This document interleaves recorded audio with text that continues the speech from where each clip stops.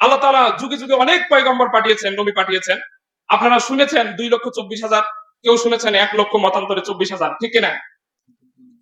আমি বলি যে যেহেতু ওটাতে মতভেদ আছে, আল্লাহ লক্ষাধিক নবী পাঠিয়েছেন, কিন্তু আমি বলবো এই কালামুল্লাহ মাজিদের ভিতরে আল্লাহ 25 জন নবীর নাম গনে গনে উল্লেখ করেছেন, বলুন সুবহানাল্লাহ। 25 জন নবীর নাম উল্লেখ করেছেন। আর এই 25 জন নবী সবাই বিভিন্ন জাতির কাছে এসে সবাই একটি কালিমারই দাওয়াত দিয়েছে। সবাই পড়েন লা ইলাহা ইল্লাল্লাহু মুহাম্মাদুর রাসূলুল্লাহ, সকলেই পড়ি সাল্লাল্লাহু আলাইহি ওয়াসাল্লাম। লা ইলাহা ইল্লাল্লাহ এই দাওয়াত ছাড়া আর কি কেউ অন্য কোনো দাওয়াত দিয়েছিল? বা কেউ বলেছিল যে আল্লাহ একজন নয় দুইজন হতে পারে? এমন দাওয়াত কোথাও দেওয়া হয়নি। কিন্তু আল্লাহ রাব্বুল আলামিন এমন এক নবী পাঠিয়েছেন, এমন এক নবীর আয়াত নিয়ে আজকের এই আলোচনা, যে নবী আমাদের মতো জন্ম হওয়ার সাথে সাথেই কানে আজান, ডান কানে আজান, বাম কানে ইকামত দেওয়া হয়নি। এই নবী জন্ম হওয়ার সাথে সাথেই কুরবানি করে আকিকা করে সুন্দর নামও রাখা হয়নি। এই নবীর জন্য মাথা মুন্ডন করে দেওয়া হয়নি। এই নবীর প্রাপ্ত যখন বয়স হয়ে গেল মুসলমানি করার, এই নবীকে মুসলমানি করে দেওয়াও হয়নি। এমন একজন নবীর আয়াত, সেই নবীর নাম হচ্ছে ইব্রাহিম। কি নাম? ইব্রাহিম। এই নবী যখন জন্মগ্রহণ করলো, জন্মগ্রহণ করার সাথে আমাদের যে সুন্নতি আমলগুলো পিতামাতারা দায়িত্ব হক আদায় করে, এই নবীর উপরে একটাও আদায় হয়নি। কারণ তার বাপ ছিল মূর্তি পূজক। কি ছিল? মূর্তি পূজক। আল্লাহ রাব্বুল আলামিন কোরআনে বলছেন وَإِذْ قَالَ إِبْرَاهِيمُ لِأَبِيهِ آزَرَ أَتَتَّخِذُ أَصْنَامًا آلِهَةً إِنِّي أَرَاكَ وَقَوْمَكَ فِي ضَلَالٍ مُبِينٍ। আল্লাহ রাব্বুল আলামিন তিনি বলছেন, যখন ইব্রাহিম তার পিতাকে দেখলো, আজরকে দেখলো, আজর নিজ হাতে কাদা দিয়ে, নরম তুলি দিয়ে, রং তুলি দিয়ে সুন্দর করে মূর্তি তৈরি করে, আবার সেই মূর্তির সামনে তার পিতা আজর ওম নমো ভগবতী বলে মাথা নত করে। ইব্রাহিম আলাইহিস সালাম দেখলেন যে তার পিতা, আল্লাহ নাম উল্লেখ করেছেন ইব্রাহিম ওলি আবিহি আজর, ইব্রাহিমের পিতার নাম হলো আজর। কি নাম? আজর। ইব্রাহিম আলাইহিস সালাম তাকিয়ে দেখেন পিতা নরম কাদা নিয়ে, নরম কাদা ছিলেন তো আপনারা, কাদা নিয়ে সুন্দর করে রং তুলি করে আকৃতি দেয়। এরপর তার সামনে হাত জোর করে ওম নমো ভগবতী বাসুদেবায়া বলে, নমো নমো বলে সিজদা করে, মাথা নত করে। কিন্তু ইব্রাহিম আলাইহিস সালামের মাথায় খেলে না। কারণ পিতা নিজেই যাকে নিজ হাতে নির্মাণ করলো, আবার তার সামনে মাথা নত করলো। বলেন তো, আপনি কাদা নিলেন, সুন্দর করে কাদা ছানলেন, সুন্দর করে একটা মূর্তি তৈরি করলেন। এবার বলেন তো, কাদা দিয়ে মূর্তি তৈরি করে মূর্তি আপনার স্রষ্টা না আপনি মূর্তির স্রষ্টা? আপনি নিজেই মূর্তির স্রষ্টা। ইব্রাহিম আলাইহিস সালাম তার পিতাকে বলেছিলেন যে পিতা, আপনারা নিজ হাত দিয়ে যা তৈরি করেন, নির্মাণ করেন, আবার তার সামনে কেন মাথা নত করেন? ইব্রাহিম আলাইহিস সালাম তার পিতাকে প্রশ্ন করলো, পিতা কেন নিজ হাতে যা তৈরি করেন তার সামনে মাথা নত করেন? কোথায় এগুলো পেয়েছেন? ইব্রাহিম আলাইহিস সালাম তার পিতাকে জিজ্ঞেস করলেন যে পিতা, এই যে মূর্তির সামনে মাথা নত করতে হবে, সিজদা করতে হবে, নমো নমো বলতে হবে, এটা আপনারা কোথায় পেয়েছেন? আল্লাহ রাব্বুল আলামিন কালামুল্লাহ মাজিদে তুলে ধরলেন, ক্বালু ওয়াজাদনা আবাআনা লাহা আবিদিন। আল্লাহু আকবার। ইব্রাহিম আলাইহিস সালামের উত্তর শুনে তার পিতা বলল, এই কাজগুলো তো আমরা আমাদের দাদাদেরকে দেখেছি, পিতৃ পুরুষগণকে দেখেছি, আমাদের দাদাকে দেখেছি, তার বাপ দাদারা তাদেরকে দেখেছে, এরকম করে যুগে যুগে বাপ দাদারা দেখতে দেখতে দেখতে দেখতে আমরাও পেয়েছি। এখন ইব্রাহিম আলাইহিস সালাম এটা শুনে কি উত্তর দিয়েছেন সেটা কোরআনে আছে না নাই? আছে। আল্লাহ বলেন ক্বালা লাকাদ কুনতুম আনতুম ওয়া আবাউকুম ফি দালালিম মুবিন। ইব্রাহিম আলাইহিস সালাম বললেন, পিতা আমি তো দেখছি আপনারাও গোল্লায়, আপনাদের বাপ দাদারাও গোল্লায়, আপনারাও গোল্লায়, আপনাদের বাপ দাদারাও গোল্লায়। কারণ বাপ দাদাদের দেখে, বাপ দাদাদের করণীয় দেখে তার উপরে ইবাদত আমল করা যায় না। কোন একটা জিনিস করবেন তার দলিল লাগবে, ঠিক কিনা? কিন্তু ইব্রাহিম আলাইহিস সালাম দেখলেন যে তারা দলিল দিচ্ছে বাপ দাদাদেরকে দেখেছি, বাপ দাদাদের কর্ম দেখে তার উপরে কি আমল করা যায়? যায় না। কিন্তু ইব্রাহিম আলাইহিস সালাম তার এগুলো ভালো লাগে না। ইব্রাহিম আলাইহিস সালাম এই গোটা বিশ্বের পালনকর্তাকে খোঁজা শুরু করে দিলেন। আল্লাহ রাব্বুল আলামিন ইব্রাহিম আলাইহিস সালাম কিভাবে আল্লাহকে খুঁজে পেয়েছেন তার একটা নকশা আল্লাহ কুরআনুল কারীমে তুলে ধরেছেন। বলুন সুবহানাল্লাহ। কিভাবে রবকে খুঁজে পেতে হবে আল্লাহর সৃষ্টি দেখে দেখে, আল্লাহর নিদর্শন দেখে দেখে আল্লাহ রাব্বুল আলামিন তার নকশা তুলে ধরলেন।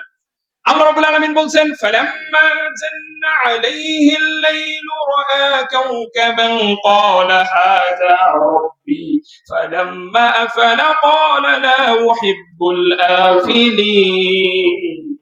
ইব্রাহিম যখন রাত্রি নিঝুম হয়ে গেল, ইব্রাহিম অন্ধকারের ভিতরে দাঁড়ানোর সাথে সাথে আকাশে জল জলে তারকারাজি দেখতে পেল। কি দেখতে পেল? তারকারাজি। আপনারা তারা দেখেন আকাশে? সুন্দর সুন্দর তারা ওঠে না আকাশে? ইব্রাহিম আলাইহিস সালাম এই তারাগুলো দেখলেন, দেখে তিনি বললেন ক্বালা হাযা রাব্বি, তিনি বললেন এটাই মনে হয় আমার রব, এই তারাই মনে হয় আমাদের রব। কিন্তু ইব্রাহিম আলাইহিস সালামের আবার ভুল ভেঙে গেল। কিভাবে ভুল ভাঙলো? আল্লাহ বললেন فَلَمَّا رَأَى الْقَمَرَ بَازِغًا قَالَ هَذَا رَبِّي। ইব্রাহিম আলাইহিস সালাম দেখলেন এই তারার চাইতো অনেক বড় হয়ে আবার চাঁদ উদিত হলো। কি উঠলো? চাঁদ। ইব্রাহিম আলাইহিস সালাম বললেন এই তারার যে আলো শক্তি তার চাইতো মনে হয় এই চাঁদের শক্তি বেশি, এই চাঁদই আমার রব, চাঁদই আমার রব। আবার আল্লাহ বললেন فَلَمَّا رَأَى الشَّمْسَ بَازِغَةً قَالَ هَذَا رَبِّي هَذَا أَكْبَرُ।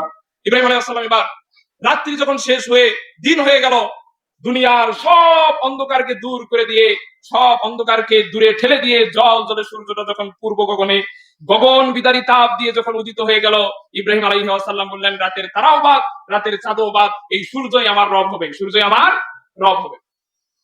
ইব্রাহিম আলাইহিস সালাম অনেক খুশি হয়ে গেলেন, আনন্দিত হলেন, মনে করলেন এই সূর্যই আমার রব হবে, কারণ হাযা আকবার, এটা অনেক বড়, তারার চাইতো বড়, চাঁদের চাইতো বড়। আপনারা সূর্য দেখেননি নাকি? সূর্য দেখেছেন, এটা অনেক বড়। কিন্তু ইব্রাহিম আলাইহিস সালাম আবার বিপদে পড়ে গেলেন যখন সন্ধ্যা নেমে আসলো। সূর্যটা দুনিয়ায় মাথার উপর দিয়ে ঘুরে পশ্চিম দিকে সন্ধ্যেবেলায় আবার ডুবে গেল, ঠিক কিনা? এবার ইব্রাহিম আলাইহিস সালাম বললেন আমি তো মহা বিপদে পড়ে গেলাম। আর ইব্রাহিম আলাইহিস সালাম বললেন যদি আমার রব আমাকে পথ না দেখায় আমি তো জালিমদের অন্তর্ভুক্ত হয়ে যাব, ঠিক কিনা? ইব্রাহিম আলাইহিস সালাম খুঁজতে খুঁজতে আল্লাহ ওহী দিয়ে দিলেন।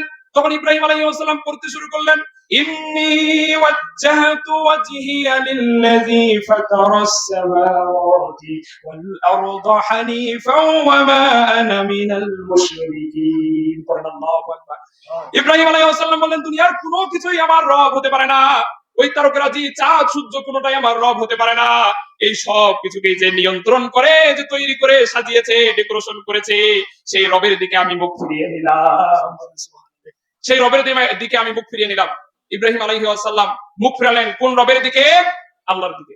কিভাবে? পাটিগণিতের মতো, বীজগণিতের মতো, এটা না এটা, ওটা না ওটা, এরকম করে বাদ দিয়ে দিয়ে দিয়ে দিয়ে তিনি আল্লাহর সন্ধান পেয়েছেন। কথা বলেন ঠিক কিনা? নিজের সাথে নিজে বোঝাপড়া করেছেন, নিজের কলবের সাথে নিজে কথা বলেছেন, নিজের আত্মার সাথে কথা বলে বলে তিনি আল্লাহকে খুঁজে বের করেছেন, ঠিক কিনা? এইরকম করে দুনিয়ার মধ্যে যারা আল্লাহকে খুঁজতে চায়, আল্লাহ বললেন আমার সাগরের দিকে তাকাও, আমার আকাশের দিকে তাকাও, কেমন করে আকাশকে আমি খুঁটিবিহীন ভাবে আটকিয়ে রেখেছি। আপনি কোথাও আকাশের খুঁটি দেখেছেন? আকাশের কোথাও খুঁটি নাই, কিন্তু আমরা চোখ দিয়ে দেখি প্রথম আকাশ, এরকম এর উপরে আরো 6টি স্তর রেখে দিয়েছেন কে? আল্লাহ। কোনো খুঁটি নাই, কিন্তু সেটা আটকে রয়েছে। এর ক্ষমতা, এই সব কিছু সৃষ্টি করে আরো সে বসে আছেন, তিনি কে? আল্লাহ। ইব্রাহিম আলাইহিস সালাম যখন ওহী পেয়ে গেলেন, এখন জাতির ভিতরে, কওমের ভিতরে দাওয়াত দেওয়ার দরকার আছে না নাই? আছে। ইব্রাহিম আলাইহিস সালাম দাওয়াত দিবেন, কিন্তু তার পজিশন খুঁজে পাচ্ছিলেন না, যে কোথা থেকে শুরু করবেন, কোথা থেকে শুরু করবেন। আল্লাহ রাব্বুল আলামিন তিনি বলেন ইব্রাহিম একবার তার জাতির পূজার সময় চলে আসলো। কিসের সময় চলে আসলো? পূজার সময়। আমাদের এলাকায় পূজা হয়, আর হিন্দুদের চাইতে মুসলমানের উপস্থিতি সবচেয়ে বেশি হয়। কথা বলেন ঠিক কিনা? আমি কয়েকটি মেলার নাম আপনাদেরকে শোনাচ্ছি, কারণ ছোটবেলায় মুখে মুখে শুনতে শুনতে আমার মুখস্থ আছে। একটা হচ্ছে মৌসুমী মেলা নামে পরিচিত, চেনেন আপনারা? আর একটা হচ্ছে কালীবাড়ি মেলা। এই দুই মেলা আছে না? আছে। ইব্রাহিম আলাইহিস সালামের জাতি যেহেতু মূর্তি পূজা করে, মুশরিক, তাদেরও সময়ে মেলা ছিল কি ছিল না? ছিল। এবার মেলার সময় চলে আসলো। মেলা যখন শুরু হয়ে গেল, ইব্রাহিম আলাইহিস সালামের জাতিরা সবাই মেলার দিকে ছুটে চলা শুরু করে দিল, আর বলল ইব্রাহিম চলো মেলাতে যাবে নাকি? ইব্রাহিম বললেন ফাকালা ইন্নী সাকিম, আমি তো অসুস্থ, আমি তো অসুস্থ। আসলে তিনি অসুস্থ ছিলেন না, কিন্তু তাফসীর কারক মুফাসসিরগণ এইভাবে বলেছেন যে মানুষের অসুস্থতা দুই ধরনের। কয় ধরনের? দুই ধরনের। একটা হচ্ছে শারীরিক, আর একটা হলো মানসিক। এই মানসিক ভাবে ইব্রাহিম আলাইহিস সালাম অসুস্থ ছিলেন। কিভাবে মানসিক ভাবে অসুস্থ? কারণ তিনি নবী হয়ে দেখেন তার সামনে তার উম্মতেরা মূর্তির সামনে পূজা করে। কথা বলেন ঠিক কিনা? আলহামদুলিল্লাহ, আমি এখনই শেষ করে দেবো ইনশাআল্লাহ। এরপর ইব্রাহিম আলাইহিস সালামকে বলা হলো ইব্রাহিম চলো চলো আমাদের সাথে মেলায় চলো। ইব্রাহিম আলাইহিস সালাম মেলায় কিভাবে যাবেন? তিনি বললেন আমি অসুস্থ। সবাই ভাবতে শুরু করলেন আসলে ইব্রাহিম অসুস্থ। এবার ইব্রাহিমকে বললেন ইব্রাহিম তাহলে তুমি একটা কাজ করো, আমাদের এই মূর্তির ঘরটা এটা পাহারা দাও, মূর্তির ঘরটা পাহারা দাও। এগুলো সবগুলো কোরআনে নোট করেছেন কে? সূরা সফফা, সূরা আম্বিয়া, এই দুই সূরার ভিতরে আল্লাহ অনেক সুন্দরভাবে এই ঘটনাটা তুলে ধরেছেন। সুবহানাল্লাহ। যদি আপনি সূরা সফফা আর আম্বিয়া করেন, এই দুই সূরা মিলিয়ে দেখবেন ঘটনাটা এত সুন্দর করে আল্লাহ তুলে ধরেছেন, মনে হচ্ছে আপনি কল্পনার জগতে ঘটনাটা উপলব্ধি করতে পারছেন। সুবহানাল্লাহ। এবার ইব্রাহিম আলাইহিস সালামের জাতিরা তাকে মূর্তির ঘর পাহারা দেওয়ার জন্য রেখে যখন চলে যায়, ইব্রাহিম আলাইহিস সালাম মনে মনে একটা নিয়ত করলেন। কি করলেন? নিয়ত। কি নিয়ত করলেন? আল্লাহ কোরআনে নোট করলেন, ওয়াতাল্লাহি লাআকিদান্না আসনামাকুম বা'দা আন তুওয়াল্লু মুদবিরিন। যা, তোরা যা, তোরা যাওয়ার পরে এমন পাহারা দেব যে তোরা আজীবন মনে রাখবি, আজীবন মনে রাখবি। এই মনের খবরটা কোরআনে নোট করলেন কে? আল্লাহ। তোরা যা, এমন পাহারা দেব যেটা তোদের আজীবন মনে থাকবে, আজীবন মনে থাকবে। ফাতাওয়াল্লাউ আনহু মুদবিরিন। যখন তারা চলে গেল, ফারাগা ইলা আলিহাতিহিম ফাকালা আলা তাকুলুন। ইব্রাহিম আলাইহিস সালাম চুপি সারে মূর্তিগুলোর কাছে গেলেন। কার কাছে গেলেন? মূর্তিগুলোর কাছে গিয়ে তিনি দেখতে পেলেন মূর্তিগুলোর সামনে এত ধরনের খাবার, মিষ্টি, রসমালাই, কালো জাম, লাল জাম, এরকম নানান রকমের খাবার মূর্তির সামনে। ইব্রাহিম আলাইহিস সালাম দেখলেন, এবার বললেন, আলা তাকুলুন, ফাকালা আলা তাকুলুন। তোমরা খাচ্ছ না কেন? এত খাবার তোমাদেরকে মানুষজন কত কষ্ট করে টাকা উপার্জন করে এই খাবারগুলো, রিজিকগুলো পায়, আর তোমাদের সামনে দিয়ে যায়, তোমরা খাচ্ছ না কেন? এবার যখন খায় না, আল্লাহ রাব্বুল আলামিন বলেন, মালাকুম লা তানতিকুন। ইব্রাহিম তাদের সামনে গিয়ে ভাবতে শুরু করলো, ছোট্ট ইব্রাহিম ভাবতে শুরু করলো, হয়তোবা খাবারের থালা লাগাল পায় না, এই জন্য খায় না।